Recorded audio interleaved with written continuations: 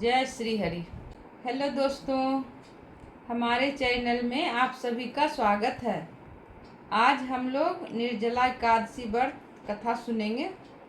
साल की 24 एकादशी और अधिमास की 2 एकादशी, कुल मिलाकर 26 एकादशी में निर्जला एकादशी का विशेष महत्व है। इसे भीमसेनी एकादशी भी कहते हैं। यह ज्येष्ठ मास की शुक्ल पक्ष में एकादशी होती है। निर्जला एकादशी व्रत कथा इस प्रकार है, सुनिएगा। भीमसेन व्यास जी से कहने लगे, हे पितामह, भ्राता युधिष्ठिर, माता कुंती, द्रौपदी, अर्जुन, नकुल और सहदेव आदि सब एकादशी का व्रत करते हैं और मुझे भी करने को कहते हैं। परंतु महाराज, मैं उनसे कहता हूँ कि भाई, मैं भगवान की पूजा और तो कर सकता हूँ, दान भी दे सकता हूँ, परंतु भोजन के बिना नहीं रह सकता। इस पर व्यास जी कहने लगे, हे भीमसेन, यदि तुम नरक को बुरा और स्वर्ग को अच्छा समझते हो तो प्रति मास की दोनों एकादशियों को अन्न मत खाया करो। भीम कहने लगे, हे पितामह, मैं तो पहले ही कह चुका हूँ, मैं भूख सहन नहीं कर सकता। यदि वर्ष भर में कोई एक ही व्रत हो तो मैं रख भी सकता हूँ, क्योंकि मेरे पेट में वृक नाम वाली अग्नि है, सो मैं भोजन किए बिना नहीं रह सकता। भोजन करने से वह शांत रहती है, इसलिए पूरा उपवास तो क्या, एक समय भी बिना भोजन के नहीं रह सकता।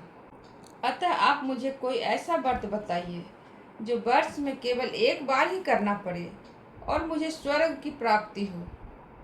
श्री व्यास जी कहने लगे, हे पुत्र, बड़े बड़े ऋषियों ने बहुत शास्त्र आदि बनाए हैं, जिनसे बिना धन के थोड़े परिश्रम से ही स्वर्ग की प्राप्ति हो सकती है। इसी प्रकार शास्त्रों में दोनों पक्षों की एकादशी का व्रत मुक्ति के लिए रखा जाता है। व्यास जी के वचन सुनकर भीमसेन नरक जाने के भय से भयभीत हो गए और कांप कर कहने लगे, अब क्या करूं?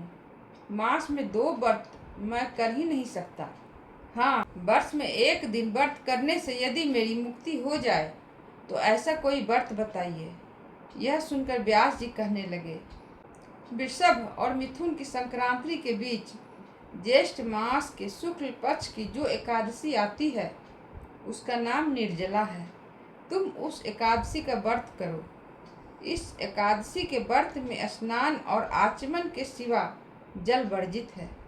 आचमन में 6 मासे से अधिक जल नहीं होना चाहिए, अन्यथा वह मद्यपान के जैसा हो जाता है। इस दिन भोजन नहीं करना चाहिए, क्योंकि भोजन करने से व्रत नष्ट हो जाता है। यदि एकादशी को सूर्योदय से लेकर द्वादशी के सूर्योदय तक जल ग्रहण न करे तो उसे सारे एकादशियों के व्रत का फल प्राप्त होता है। द्वादशी को सूर्योदय से पहले उठकर स्नान आदि करके ब्राह्मणों को दान आदि देना चाहिए। इसके पश्चात भूखे और सपात्र ब्राह्मण को भोजन कराकर फिर अपने भोजन कर लेना चाहिए। इसका फल पूरे वर्ष की संपूर्ण एकादशियों के बराबर होता है। व्यास जी कहने लगे, हे भीमसेन, यह मुझको स्वयं भगवान ने बताया है। यह एकादशी का पुण्य समस्त तीर्थों दानों से अधिक है। केवल एक दिन मनुष्य निर्जल रहने से पापों से मुक्त हो जाता है। जो मनुष्य निर्जला एकादशी का व्रत करते हैं उनकी मृत्यु के समय यमदूत आकर नहीं घेरते, वरन भगवान के पार्षद उसे पुष्पक विमान में बिठाकर स्वर्ग को ले जाते हैं। अतः संसार में सबसे श्रेष्ठ निर्जला एकादशी का व्रत है, इसलिए यत्न के साथ इस व्रत को करना चाहिए। उस दिन ओम नमो भगवते वासुदेवाय मंत्र का उच्चारण करना चाहिए और गौदान करना चाहिए। इस प्रकार व्यास जी की आज्ञानुसार भीमसेन ने इस व्रत को किया। इसलिए इस एकादशी को भीमसेनी या पांडव एकादशी भी कहते हैं। निर्जला व्रत करने के पहले भगवान से प्रार्थना करें, हे भगवान, आज मैं निर्जला व्रत करता हूँ, दूसरे दिन भोजन करूँगा। इस व्रत को श्रद्धापूर्वक करूँगा, अतः आपकी कृपा से मेरे सब पाप नष्ट हो जाएं। इस दिन जल से भरा हुआ एक घड़ा वस्त्र से ढककर स्वर्ण सहित दान करना चाहिए। जो मनुष्य इस व्रत को करते हैं उनको करोड़ों फल सोने के दान का मिलता है, और जो इस दिन यज्ञ आदि करते हैं उसका फल का तो वर्णन ही नहीं किया जा सकता। इस एकादशी के व्रत से मनुष्य विष्णु लोक को प्राप्त होता है।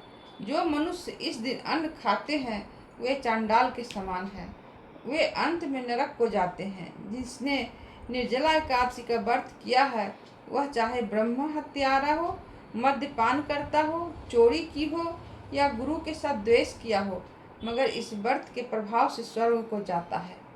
हे कुंती पुत्र, जो पुरुष या स्त्री श्रद्धापूर्वक इस व्रत को करते हैं उन्हें आगे लिखे हुए कर्म करने चाहिए। पहला, भगवान का पूजन, फिर गौदान, ब्राह्मणों को मिष्ठान एवं दक्षिणा देनी चाहिए। जल से भरे कलश का दान अवश्य करना चाहिए। निर्जला के दिन अन्न, वस्त्र, उपहार आदि का दान भी करना चाहिए। जो मनुष्य भक्ति पूर्वक इस कथा को पढ़ते या सुनते हैं उन्हें निश्चय ही स्वर्ग की प्राप्ति होती है। जय श्री हरि।